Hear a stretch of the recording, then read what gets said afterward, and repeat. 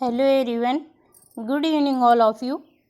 आप सभी का वेलकम है exam find with Kalpana YouTube channel पर। जैसा कि इस समय हम आधुनिक भारत के इतिहास को कंप्लीट कर रहे हैं और ये बुक्स जो है यूथ कंपटीशन टाइम्स हिस्ट्री की बुक्स है। और पहले भी हमने प्राचीन इतिहास और मध्यकालीन भारतीय इतिहास को टॉपिक वाइज कंप्लीट किया है और ये आधुनिक भारतीय इतिहास को इस समय कंप्लीट कर रहे हैं। और आधुनिक भारत के इतिहास के अब तक हमने 6 पार्ट कंप्लीट कर लिए हैं और टॉपिक हमारा भारतीय राष्ट्रीय कांग्रेस तक कंप्लीट हो गया है। आज हमारा ये पार्ट 7 है, जो कि भारत के प्रमुख गवर्नर, गवर्नर जनरल और वायसराय से रिलेटेड इसमें क्वेश्चन रहेंगे। क्योंकि ये पार्ट काफ़ी बड़ा है और काफ़ी क्वेश्चन है, तो इसको हम 2 पार्ट में कंप्लीट करेंगे। इसका 1 पार्ट आज रहेगा और नेक्स्ट पार्ट इसका कल हम लेके आएंगे। तो 2 पार्ट में हम ये गवर्नर, गवर्नर जनरल और वायसराय के क्वेश्चनों को कंप्लीट करेंगे। तो आइए इन क्वेश्चनों को हम स्टार्ट करते हैं। और मैं ये भी बता दूं कि ये क्वेश्चन ऑल स्टेट और ऑल एग्ज़ाम के लिए वेरी वेरी इम्पॉर्टेंट है, इसलिए मिस मत करिएगा। आप इन क्वेश्चनों को ज़रूर देखिएगा क्योंकि ये आपके एग्ज़ाम के लिए बहुत ही बेनिफिशियल साबित होंगे, तो मिस मत करिएगा। ठीक है, आइए देखते हैं। लेट ना करते हुए आपके सामने जो फर्स्ट गवर्नर जनरल हैं, ये रॉबर्ट क्लाइव, इनसे रिलेटेड क्वेश्चन आपके सामने देखिए रिप्रेजेंट हैं। इन क्वेश्चनों को आइए हम कंप्लीट करते हैं। देखिए, जो रॉबर्ट क्लाइव का कार्यकाल था, तो इनका कार्यकाल 2 टाइम था। फर्स्ट कार्यकाल इनका 1757 से 1760 ईस्वी तक था और सेकंड टाइम फिर 1765 से 1767 ईस्वी तक था। आइए इनके क्वेश्चन आपके सामने रिप्रेजेंट है। इनके फर्स्ट क्वेश्चन को देखते हैं। तो जो अलीनगर की संधि फरवरी 1757 ईस्वी में रॉबर्ट क्लाइव ने किससे जो है की थी? तो जो अलीनगर की संधि फरवरी 1757 में हुई थी, तो रॉबर्ट क्लाइव ने बंगाल के नवाब सिराजुद्दौला से की थी। नेक्स्ट क्वेश्चन देखिए, प्लासी का युद्ध 1757 ईस्वी में किस गवर्नर के समय हुआ था? तो रॉबर्ट क्लाइव के समय में हुआ था। भारत में ब्रिटिश साम्राज्य का संस्थापक कौन था? तो लॉर्ड क्लाइव ही ब्रिटिश साम्राज्य के संस्थापक थे भारत में। नेक्स्ट क्वेश्चन देखिए, ब्रिटिश कंपनी द्वारा बंगाल का गवर्नर किसे नियुक्त किया गया था? तो रॉबर्ट क्लाइव को नियुक्त किया गया था। और जैसा इनका पहला कार्यकाल 1757 से 1760 ईस्वी तक था। नेक्स्ट क्वेश्चन देखिए, बंगाल, बिहार एवं उड़ीसा की दीवानी शक्ति जो है कब मिली थी? तो 1765 ईस्वी में मिली थी।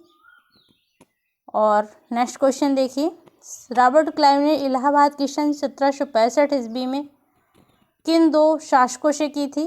तो ये अवध के नवाब शुजाउद्दौला एवं मुगल सम्राट शाह आलम द्वितीय से की थी। नेक्स्ट क्वेश्चन देखिए, सहायक संधि को स्वीकार करने वाला पहला शासक कौन था? तो ये अवध का नवाब था। और 1765 ईस्वी इसे इलाहाबाद की संधि भी इस समय हुई थी।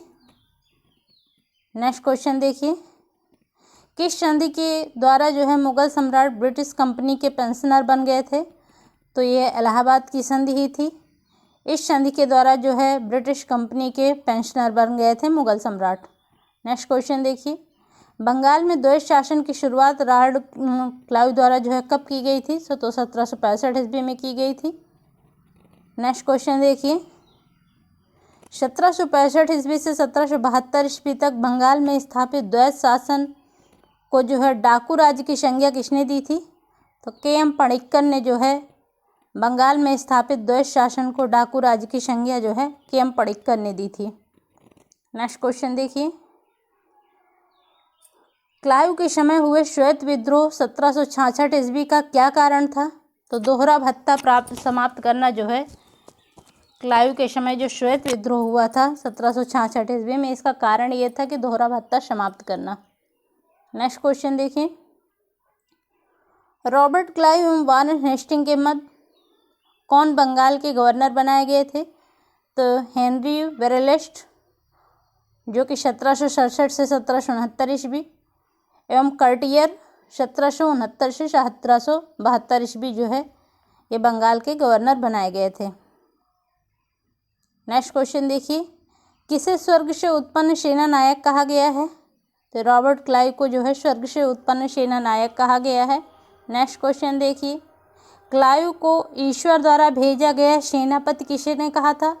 तो अर्ल ऑफ चैथम ने जो है क्लाइव को ईश्वर द्वारा भेजा गया सेनापति जो है अर्ल ऑफ चैथम ने कहा था कि क्लाइव को ईश्वर द्वारा भेजा गया सेनापति है। नेक्स्ट क्वेश्चन देखिए, हमारे टापू ने शायद ही किसी ऐसे व्यक्ति को जन्म दिया हो जो युद्ध और विचार विमर्श से उसमें बढ़कर हो। यह कथन क्लाइव के संबंध में किसने कहा था? तो ये लॉर्ड मैकाले ने यह कथन कहा था। लॉर्ड क्लाइव के संबंध में ऐसे कथन जो है लॉर्ड मैकाले ने कहे थे। एक बार और देख लीजिए कि हमारे टापू ने शायद ही ऐसे व्यक्ति को जन्म दिया हो जो युद्ध और विचार विमर्श से उससे बढ़कर हो। इतनी तारीफ की थी लॉर्ड मैकाले ने। नेक्स्ट क्वेश्चन देखिए, नेक्स्ट गवर्नर वारेन हेस्टिंग, जो कि वारेन हेस्टिंग का कार्यकाल जो है 1772 से 1785 ईस्वी तक था। इनसे रिलेटेड फर्स्ट क्वेश्चन देखिए, ईस्ट इंडिया कंपनी ने किसे बंगाल का पहला गवर्नर बनाया था? तो ईस्ट इंडिया कंपनी ने वारेन हेस्टिंग को बंगाल का पहला गवर्नर बनाया था। नेक्स्ट क्वेश्चन देखिए, बंगाल में रॉबर्ट क्लाइव द्वारा स्थापित द्वैध सरकार को किसने समाप्त किया था? तो जो द्वैध सरकार को रॉबर्ट क्लाइव ने स्थापित किया था, इसे समाप्त करने का कार्य वारेन हेस्टिंग ने किया था। बंगाल में द्वैध शासन का अंत कब हुआ था? तो सन 1772 ईस्वी में बंगाल में द्वैध शासन का अंत हुआ था। नेक्स्ट देखिए क्वेश्चन, 1772 ईस्वी में प्रत्येक जिले में एक दीवानी और एक फौजदारी न्यायालय की स्थापना की शुरुआत जो है किसने की थी? तो ये वारेन हेस्टिंग ने की थी कि प्रत्येक जिले में एक दीवानी और एक फौजदारी न्यायालय की स्थापना की शुरुआत जो है वारेन हेस्टिंग ने की थी 1772 ईस्वी से। आगे देखिए,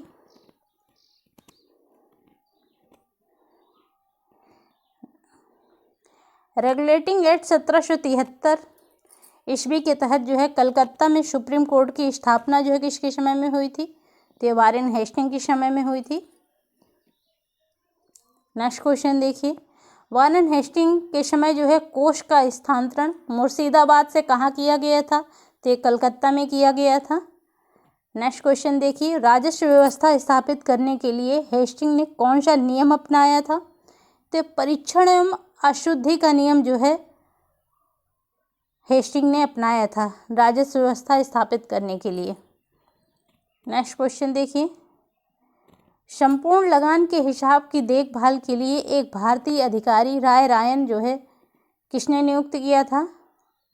तो वारेन हेस्टिंग ने नियुक्त किया था कि संपूर्ण लगान के हिसाब से देखभाल के लिए जो है एक भारतीय अधिकारी की नियुक्ति जो है राय रायन को नियुक्त किया था इसने, वारेन हेस्टिंग ने।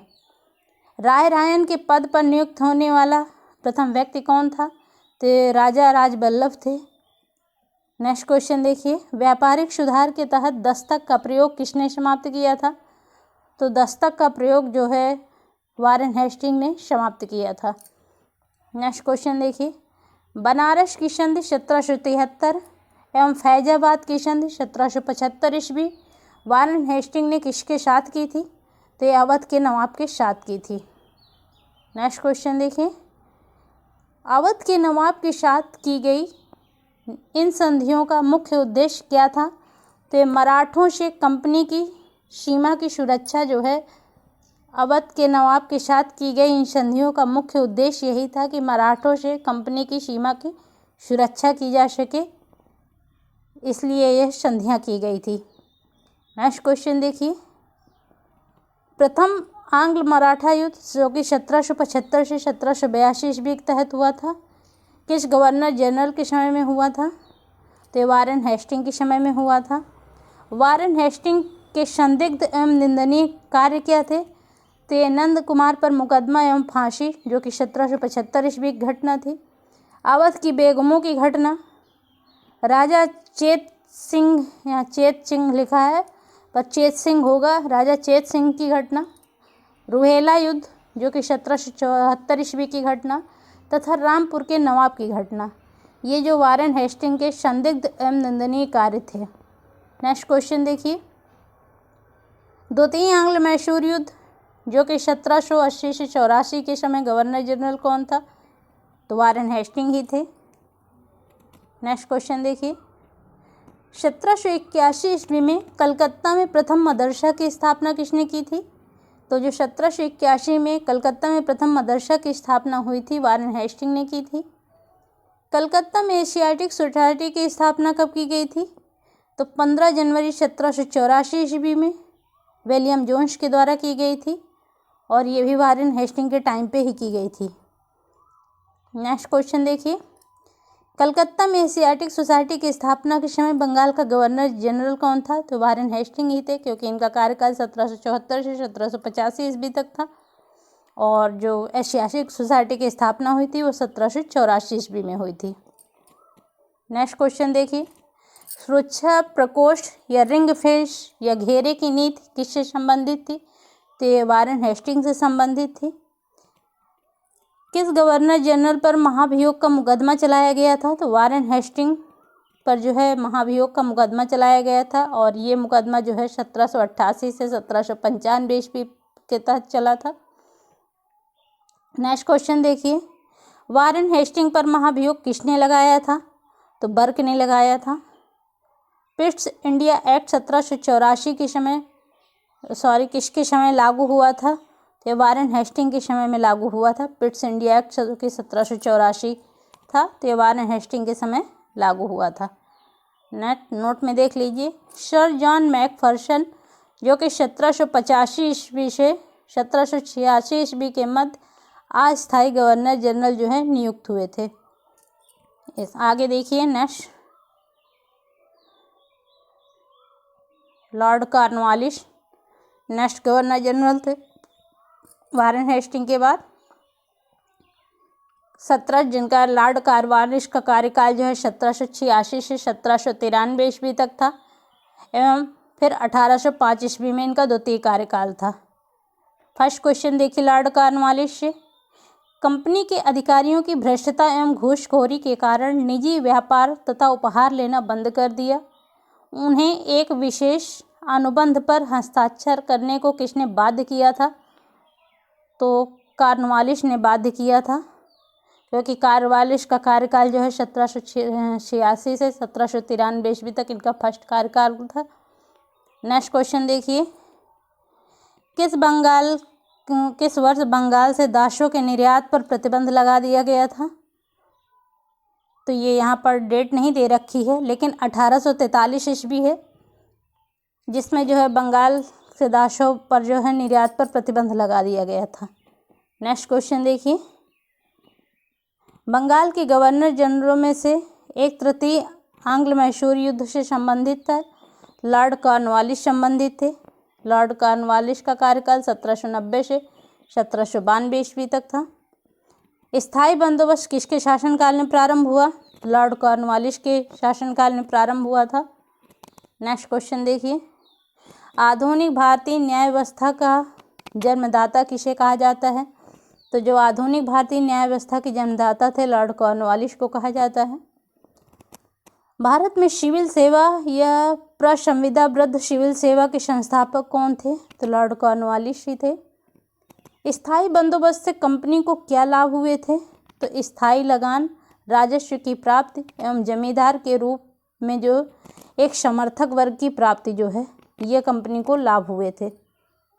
नेक्स्ट क्वेश्चन देखिए, कॉर्नवालिस भारत में व्यक्तिगत संपत्ति का निर्माण करने वाले नहीं बल्कि व्यक्तिगत संपत्ति का नाश करने वाले थे। यह किसका कथन था? तो ये सर चार्ल्स मैडकॉफ का कथन था कि कॉर्नवालिस जो है भारत में व्यक्तिगत संपत्ति का निर्माण करने वाले नहीं बल्कि व्यक्तिगत संपत्ति का नाश करने वाले थे।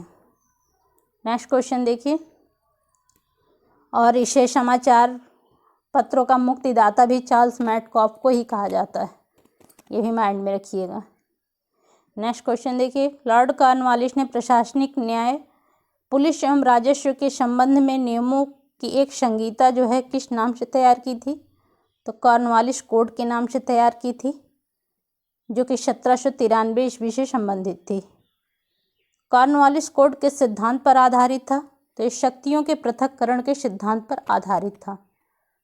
नेक्स्ट क्वेश्चन देखिए, जिले में थाने की स्थापना एवं दरोगा की नियुक्ति थाना अधिकारी के रूप में किसने शुरू की थी? तो लॉर्ड कॉर्नवालिस ने शुरू की थी। हस्तक्षेप न करने की नीति का समर्थक कौन कौन थे? तो ये कॉर्नवालिस एवं सर जॉन शोर जो है हस्तक्षेप न करने की नीति के समर्थक थे। लॉर्ड कॉर्नवालिस का कब्र या मकबरा जो है कहाँ पर स्थित है? तो ये गाजीपुर जो कि उत्तर प्रदेश में है, यहाँ इनका मकबरा या टॉम्ब स्थित है, क्योंकि इनकी मृत्यु जो है 5 अक्टूबर 1805 ईस्वी में हुई थी और सर जॉन शोर की मृत्यु जो है 1793 से 1798 ईस्वी जो है सर जॉन शोर का कार्यकाल था। तटस्थता की नीति की बड़ी कठोरता से पालन जो है किस गवर्नर जनरल ने किया था? तो सर जॉन शोर ने किया था।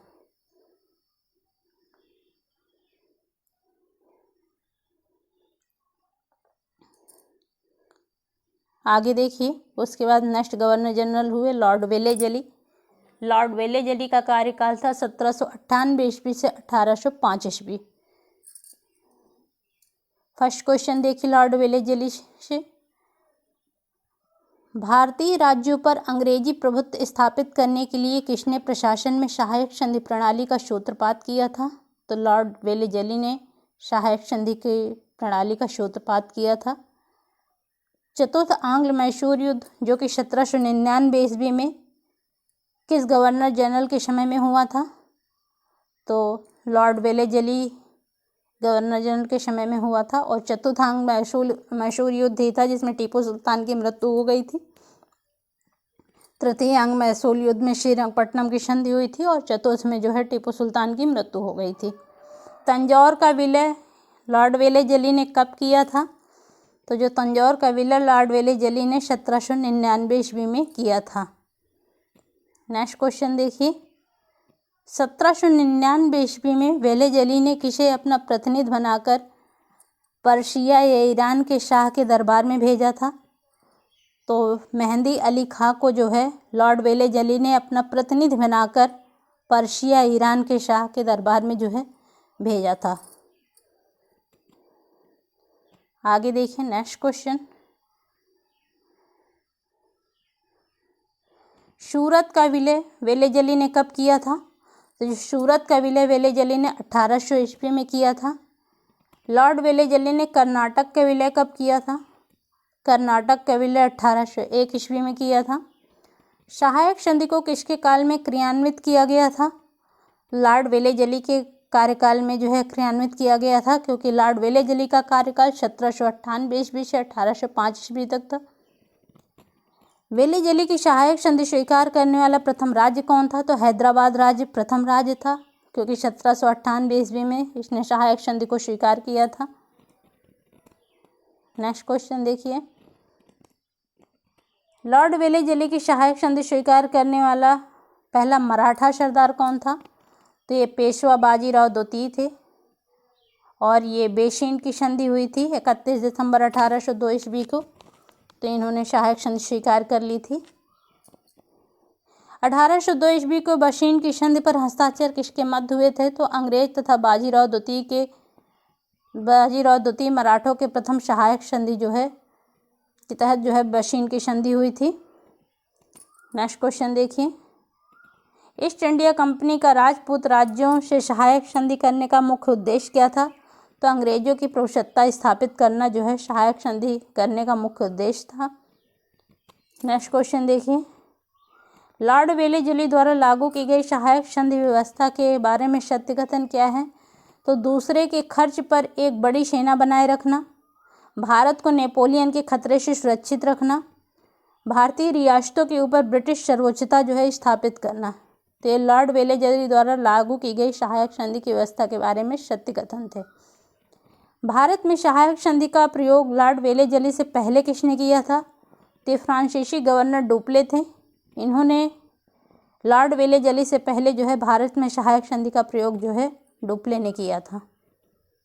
नेक्स्ट क्वेश्चन देखिए, सहायक संधि के संबंध में किसने लिखा है कि भारतीय राज्यों ने अपनी स्वतंत्रता, राष्ट्रीय चरित्र अथवा वह सब कुछ जो किसी राज्य को प्रतिष्ठित बनाते हैं बेचकर सुरक्षा मोल ले ली।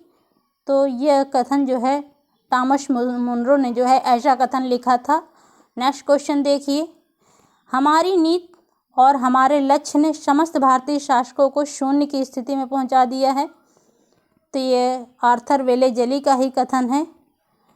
इन्होंने कहा था कि हमारी नीति और हमारे लक्ष्य ने समस्त भारतीय शक्तियों को शून्य स्थिति में पहुंचा दिया है।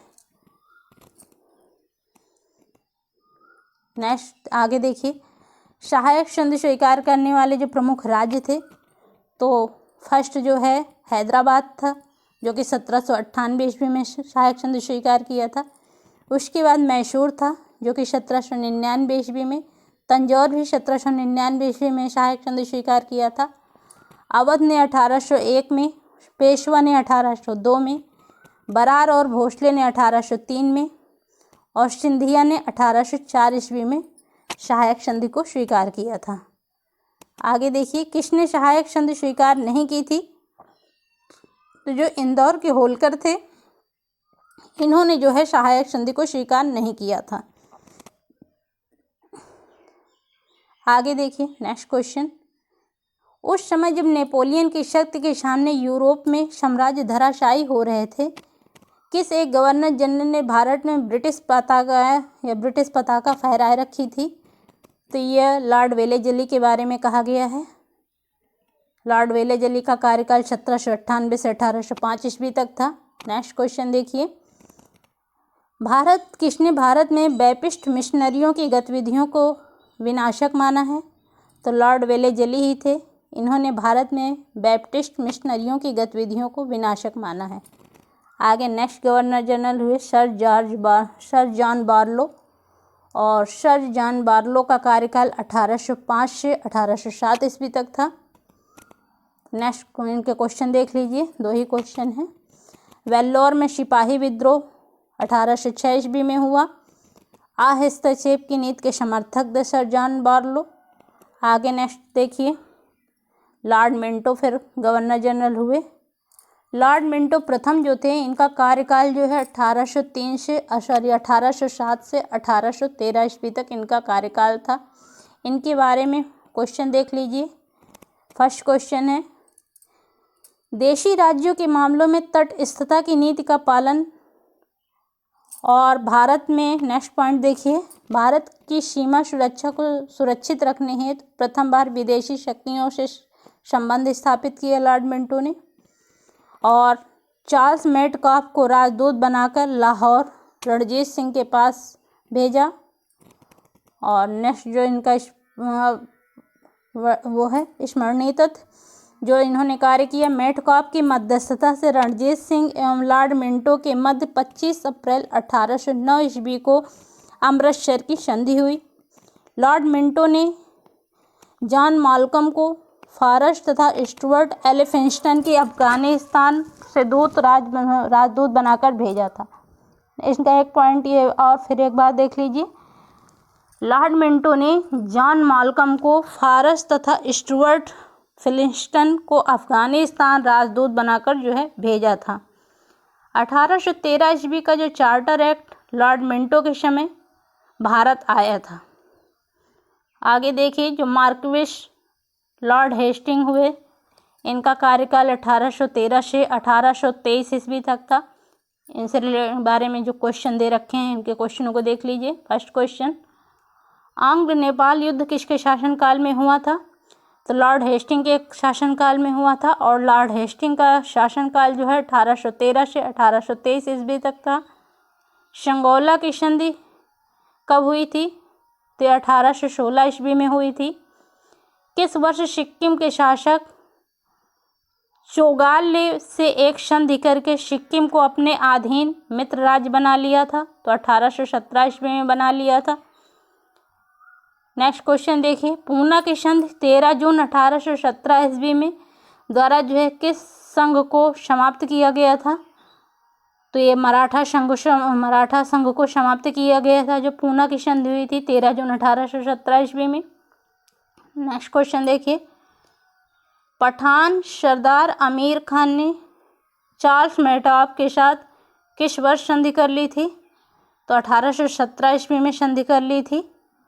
नेक्स्ट क्वेश्चन देखिए, ग्वालियर की संधि 5 नवंबर 1817 ईस्वी में लॉर्ड हेस्टिंग ने किसके साथ की थी?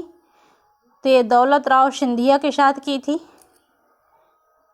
नेक्स्ट देखिए, किसने राजपुताना की देशी रियासतों के साथ वर्ष 1817 से 18 ईस्वी के अधीनस्थ संधि की बातचीत की?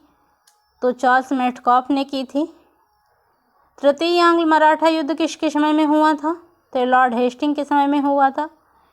पेशवाई को कब समाप्त किया गया था? 1818 ईस्वी में समाप्त किया गया था। पिंडारियों को सुनहला झंडा किसने प्रदान किया? तो मल्हार राव होलकर ने प्रदान किया था। आगे देखिए नेक्स्ट क्वेश्चन, किस गवर्नर जनरल ने पिंडारियों और पठानों का दमन किया था? तो लॉर्ड हेस्टिंग ने किया था। सर थॉमस मुनरो जो है किस वर्ष में मद्रास के गवर्नर रहे थे? तो 1820 से 1827 ईस्वी तक थॉमस मुनरो जो है मद्रास के गवर्नर रहे थे। आगे देखिए,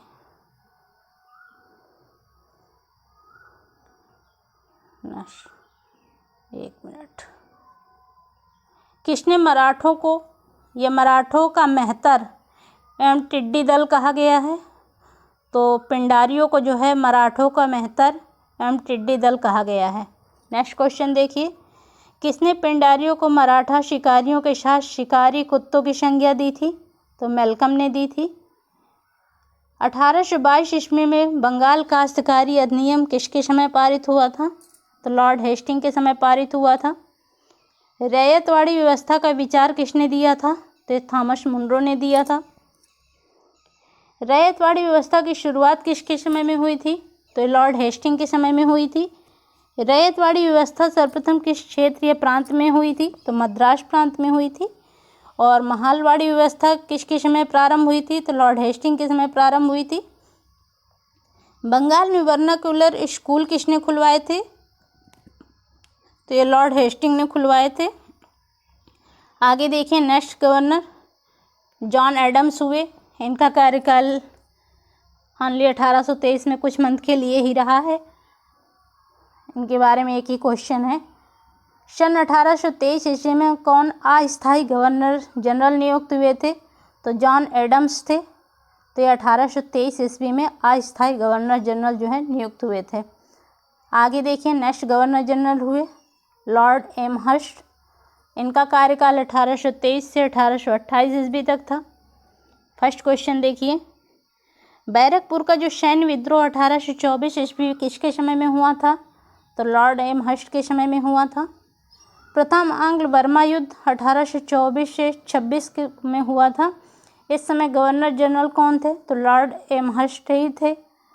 और यानडूब की संधि कब हुई थी? तो 1826 ईस्वी में हुई थी। और ये भी लॉर्ड एमहर्स्ट गवर्नर जनरल के समय में हुई थी। आगे देखिए, नेक्स्ट गवर्नर जनरल हुए लॉर्ड विलियम बेंटिक। इनसे काफ़ी क्वेश्चन पूछे जाते हैं एग्जाम में। और लॉर्ड विलियम बेंटिक का कार्यकाल 1828 से 1835 ईस्वी तक था। फर्स्ट क्वेश्चन देखिए, विलियम बेंटिक को मद्रास का गवर्नर कब बनाया गया था? तो 1803 ईस्वी में बनाया गया था। किस गवर्नर जनरल द्वारा सती प्रथा का उन्मूलन किया गया था? लॉर्ड विलियम बेंटिक द्वारा जो है सती प्रथा का उन्मूलन किया गया था। नियम 17 के द्वारा दिसंबर 1829 ईस्वी में लॉर्ड विलियम बेंटिक ने किसे घृणित प्रथा को प्रतिबंध लगाया था? तो सती प्रथा, जो कि एक घृणित प्रथा थी, इस पर जो है प्रतिबंध लगाया था लॉर्ड विलियम बेंटिक ने 17 दिसंबर 1829 ईस्वी को। नेक्स्ट क्वेश्चन देखिए, लॉर्ड विलियम बेंटिक के द्वारा जो है सती प्रथा किस वर्ष समाप्त की गई थी? तो 1829 ईस्वी में समाप्त की गई थी। सती प्रथा निषेध किस वर्ष मद्रास या मुंबई प्रेसिडेंसी लागू किया गया था? तो सती प्रथा का निषेध जो है मद्रास मुंबई में जो है 1830 में लागू किया गया था। तथा कथित कुशासन के आधार पर किस गवर्नर जनरल ने मैसूर राज्य के प्रशासन को ले लिया था? तो लॉर्ड विलियम बेंटिक ने ले लिया था 1831 ईस्वी में। नेक्स्ट क्वेश्चन देखिए, वह गवर्नर जनरल कौन था जिसने अदालतों में क्षेत्रीय भाषाओं को शुरू करवाया था? तो वो लॉर्ड विलियम बेंटिक ही थे। इन्होंने जो है अदालतों में क्षेत्रीय भाषाओं को शुरू करवाया था। भारत के प्रथम गवर्नर जनरल कौन थे? तो जो भारत के प्रथम गवर्नर जनरल थे ये लॉर्ड विलियम बेंटिक थे। इनका कार्यकाल जो है 1833 ईस्वी में था। 1834 ईस्वी में कुर्ग एवं कछार की रियासतों को किसने कुशासन के आधार पर अपने प्रदेश में मिला लिया था? तो लॉर्ड विलियम बेंटिक ने मिला लिया था। ठगों का उन्मूलन किसके नेतृत्व में हुआ था? तो एक कैप्टन स्लीमन के नेतृत्व में ठगों का उन्मूलन का नेतृत्व हुआ था। आगे देखिए, लॉर्ड विलियम बेंटिक द्वारा किए गए जो प्रशासनिक उपाय थे, तो इनका जो प्रशासनिक उपाय थे, इन्होंने सती प्रथा का अंत किया और ठगी प्रथा का अंत किया, अंग्रेजी को शिक्षा का माध्यम बनाया, सरकारी सेवाओं में भेदभाव का अंत किया। यह इनके जो है प्रशासनिक उपाय थे। किसने बाल हत्या एवं नरबलि को गैर कानूनी घोषित किया था? तो विलियम बेंटिक ही थे। इन्होंने बाल हत्या एवं नरबलि को जो है गैर कानूनी घोषित किया था। नेक्स्ट क्वेश्चन देखिए, 1835 ईस्वी का जो शिक्षा संबंधी प्रस्ताव था, शिक्षा सुधार तथा अंग्रेजी भाषा को शिक्षा का माध्यम बनाए जाने की घोषणा जो है किसके समय में की गई थी? तो लॉर्ड विलियम बेंटिक के समय में की गई थी। लॉर्ड कॉर्नवालिस द्वारा स्थापित प्रांतीय अपीलीय एवं भ्रमणकारी न्यायालयों की समाप्ति किसने की थी? तो ये लॉर्ड विलियम बेंटिक ने ही की थी। आगे देखिए, नेक्स्ट जो गवर्नर हुए, गवर्नर जनरल चार्ल्स मेटकाफ हुए। इनका कार्यकाल एक ही साल था, 1835 से 1836 ईस्वी।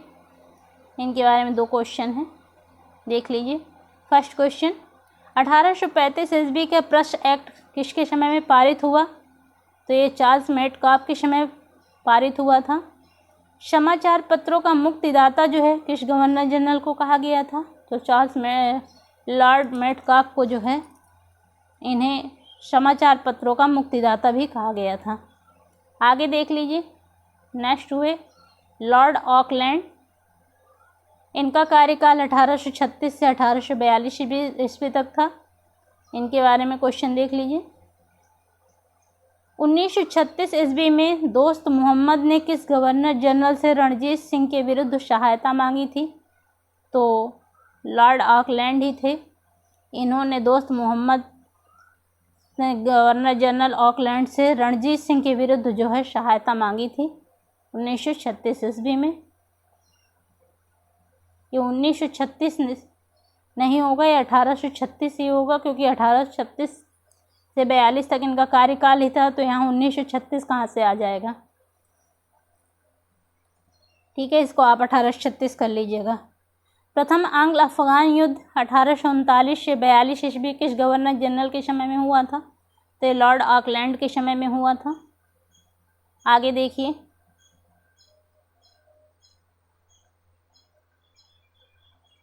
नेक्स्ट गवर्नर जनरल हुए लॉर्ड एलनबरो।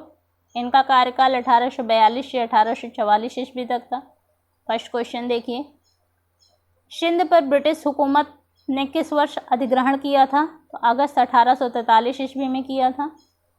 सिंध का ब्रिटिश साम्राज्य में विलय किस गवर्नर जनरल के समय में हुआ था? तो एलनबरो के समय में हुआ था। और सिंध के विलय के समय सिंध की कंपनी का रेजिडेंट कौन था? तो चार्ल्स नेपियर जो है सिंध की कंपनी का रेजिडेंट था सिंध के विलय के समय। नेक्स्ट क्वेश्चन देखिए, किस गवर्नर जनरल ने भारत में दास प्रथा को समाप्त किया था? तो लॉर्ड एलनबरो ने समाप्त किया था। और दास प्रथा का उन्मूलन किस एक्ट के द्वारा समाप्त किया गया था? तो 1843 के एक्ट 5 के द्वारा जो है इसको समाप्त किया गया था। 1843 ईस्वी के एक्ट 5 के द्वारा जो है दास प्रथा के उन्मूलन को समाप्त किया गया था। फिर देखिए, नेक्स्ट हुए लॉर्ड हार्डिंग प्रथम। इनका कार्यकाल जो है 1844 से 1848 ईस्वी तक था। इनके बारे में भी 2 ही क्वेश्चन है, देख लीजिए। प्रथम आंग्ल सिख युद्ध जो कि 1845 से 46 ईस्वी के समय गवर्नर जनरल कौन थे? तो लॉर्ड हार्डिंग प्रथम थे। सामाजिक सुधार, बालिका हत्या, नर बलि प्रथा पर जो है किस गवर्नर जनरल ने प्रतिबंध लगा दिया था? तो लॉर्ड हार्डिंग प्रथम ने जो है इन प्रथाओं पर जो है प्रतिबंध लगा दिया था। आगे नेक्स्ट गवर्नर जनरल हुए लॉर्ड डलहौजी। मोस्ट इम्पॉर्टेंट है, काफ़ी क्वेश्चन यहाँ से पूछे जाते हैं। लॉर्ड डलहौजी का कार्यकाल जो है 1848 से 1856 ईस्वी तक था। इनके बारे में क्वेश्चन देख लीजिए। First question, James Andrews Ramsay Bharat के किस गवर्नर जनरल का वास्तविक नाम था? तो ये लॉर्ड डलहौजी का ही नाम था, जेम्स एंड्रूज रैमजे, और इन्हें अर्ल ऑफ डलहौजी भी कहा जाता है, इस नाम से भी जाना जाता है। तो लॉर्ड डलहौजी के वास्तविक नाम थे। किसने विलय की नीति नियोजित एवं क्रियान्वित किया था? तो डलहौजी ने किया था। इनका कार्यकाल जैसा 1848 से 1856 ईस्वी तक था। डलहौजी ने विलय की नीति का प्रथम शिकार कौन सा राज्य हुआ था? तो सतारा राज्य हुआ था 1848 ईस्वी में। एक मिनट। और बघाट रियासत का ब्रिटिश राज में विलय कब हुआ था? तो 1850 ईस्वी में हुआ था। आगे देखिए,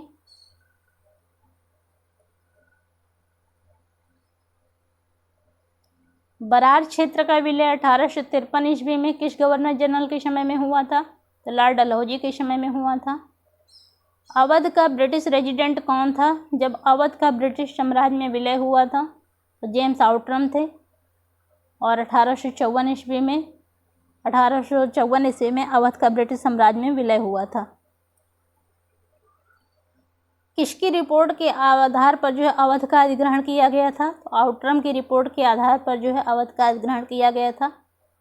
लॉर्ड डलहौजी द्वारा अवध का अंग्रेजी राज में विलय किस रीत से हुआ था? तो ये कुशासन के कारण जो है अंग्रेजी राज में जो है अवध का विलय हुआ था।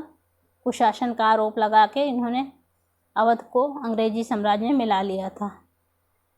ब्रिटिश साम्राज्य में अवध का विलय किस सन में हुआ था? तो 13 फरवरी 1854 ईस्वी में हुआ था, क्योंकि आउटरम की रिपोर्ट 1854 में आई थी और 1856 में इन्होंने 13 फरवरी 1856 में अवध को अंग्रेजी साम्राज्य में मिला लिया था। जब अवध का विलय 1856 ईस्वी में कुशासन के आधार पर किया गया तब अवध का नवाब कौन था? तो वाजिद अली शाह था। आगे देख लीजिए, डलहौजी द्वारा राज्यों का विलय जो किया गया था, तो प्रथम सतारा का विलय 1848 ईस्वी में, फिर जैतपुर 1849 ईस्वी में, फिर संभलपुर 1849 ईस्वी में, बघाट 1850 ईस्वी में, उदयपुर 1852, झांसी 1853, नागपुर 1854, करौली 1855 और अवध जो है 1856 ईस्वी में ब्रिटिश साम्राज्य में विलय कर लिए गए थे। भारत में ब्रिटिश शासन के दौरान राष्ट्रीय राज्यों के विलय का क्रम क्या है? ये क्रमानुसार एग्जाम में पूछा जाता है। तो सतारा 1848, संभलपुर 1849, झांसी 1853। विलय के सिद्धांत के तहत राज्यों के विलय का व्यवस्थित क्रमानुसार है सतारा, बघाट, उदयपुर, झांसी। जैसे सतारा 1848 है, बघाट 1850 है, उदयपुर 1852 है, झांसी 1853 है।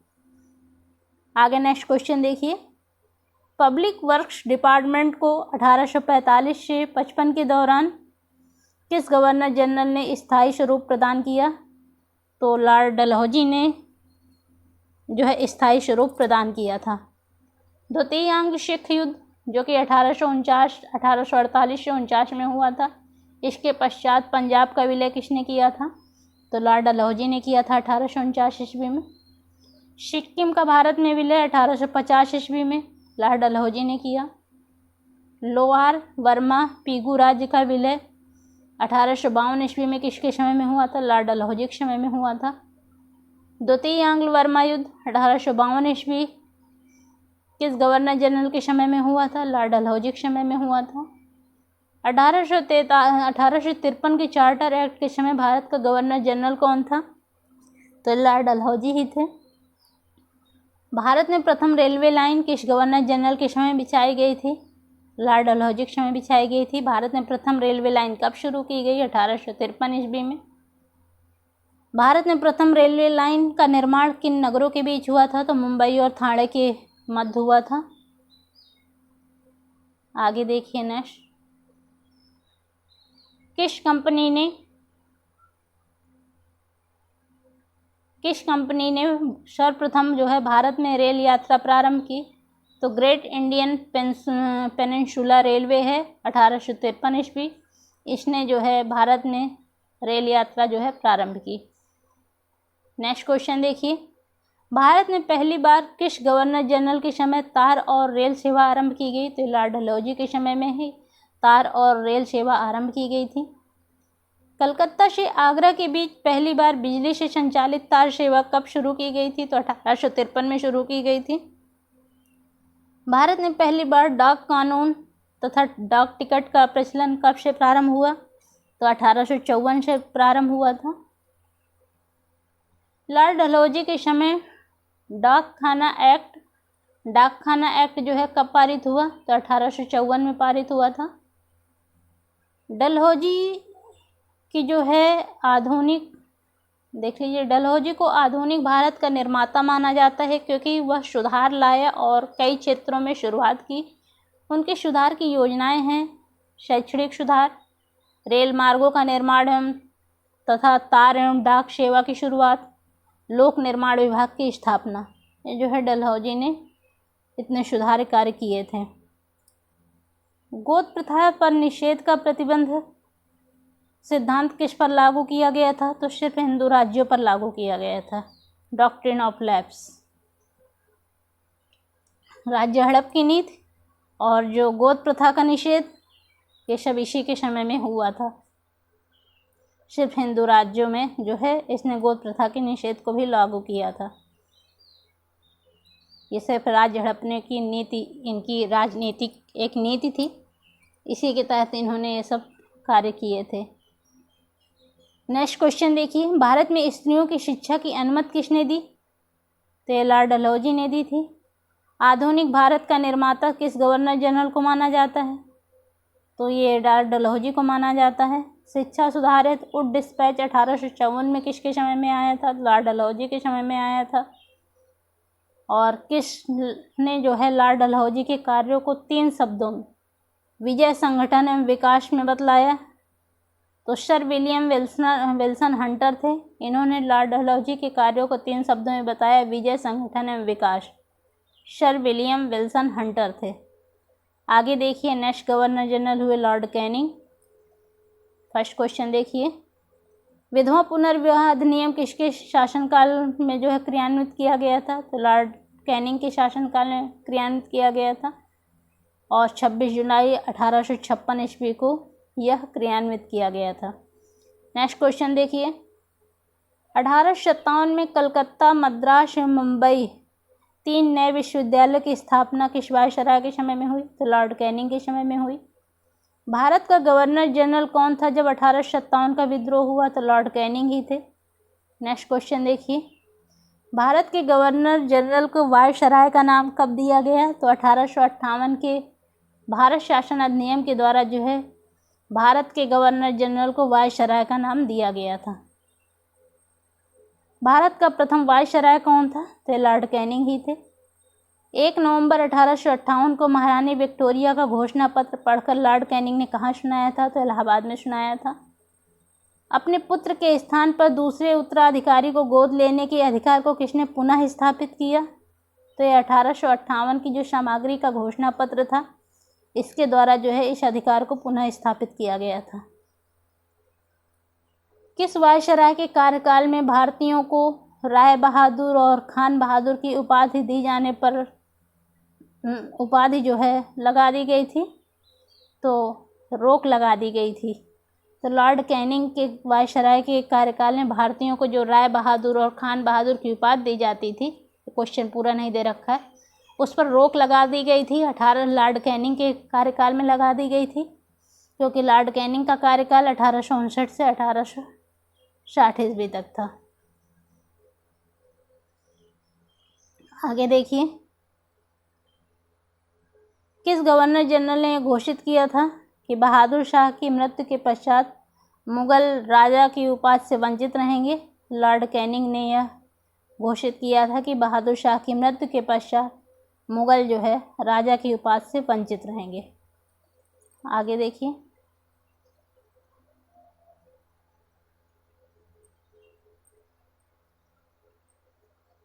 नेक्स्ट क्वेश्चन, यूरोपीय सेना द्वारा श्वेत विद्रोह जो कि 1859 ईस्वी में हुआ था, इस समय जो है किसके समय में हुआ था श्वेत विद्रोह?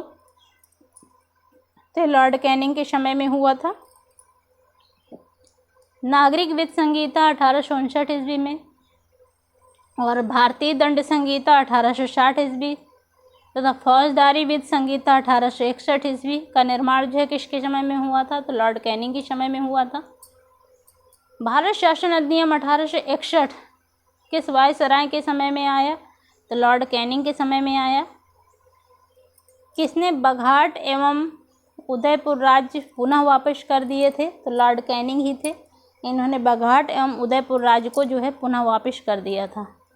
आगे देखिए, नेक्स्ट वायसराय जो हुए लॉर्ड एल्गिन प्रथम 1862 से 1863 ईस्वी इनका कार्यकाल था। फर्स्ट क्वेश्चन देखिए, लॉर्ड एल्गिन की मृत्यु 1863 में कहाँ हुई थी? तो धर्मशाला में हुई थी और ये धर्मशाला जो हिमाचल प्रदेश में था। नोट में देख लीजिए। First point, sir Robert Napier को 1863 में भारत का कार्यवाहक वायसराय बनाया गया था। और सेकंड पॉइंट देखिए, सर विलियम डेनिसन 1863 से 1864 ईस्वी भी कार्यवाहक वायसराय बनाए गए थे। आगे देखिए, फिर नेक्स्ट जो वायसराय हुए सर जॉन लॉरेंस, इनका कार्यकाल 1864 से 1869 ईस्वी तक था। इनसे रिलेटेड क्वेश्चनों को देख लीजिए। फर्स्ट क्वेश्चन देखिए, कौन वायसराय चतुराईपूर्ण निष्क्रियता की नीति के साथ जुड़ा था? तो जॉन लॉरेंस ही जुड़े थे। इनका कार्यकाल 1864 से 1869 ईस्वी तक था। भूटान युद्ध 1865 ईस्वी के समय वायसराय कौन था? तो जो भूटान युद्ध 1865 ईस्वी के समय वायसराय जॉन लॉरेंस ही थे, क्योंकि इनका कार्यकाल 1864 से 69 था और जो भूटान युद्ध हुआ था 1865 ईस्वी में हुआ था। नेक्स्ट क्वेश्चन देखिए, कलकत्ता, मुंबई एवं मद्रास में हाई कोर्ट की स्थापना के समय वायसराय कौन था? तो जो कलकत्ता, मुंबई एवं मद्रास में हाई कोर्ट की स्थापना के समय वायसराय जो है जॉन लॉरेंस थे। आगे देखिए, नेक्स्ट वायसराय जो हुए लॉर्ड मेयो, इनका कार्यकाल 1869 से 1872 ईस्वी तक था।